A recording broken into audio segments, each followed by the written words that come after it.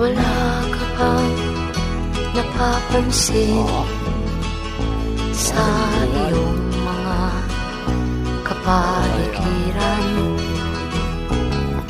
Kay dumi na ng hangin, pati na ang mga ilog natin.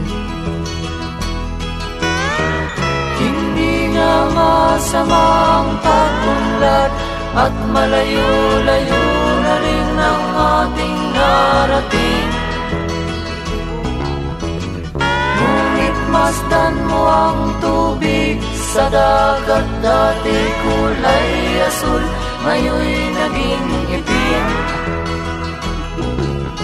Ang mga duming ating ikinalat sa hangin, sa langit, huwag na nating paabutin.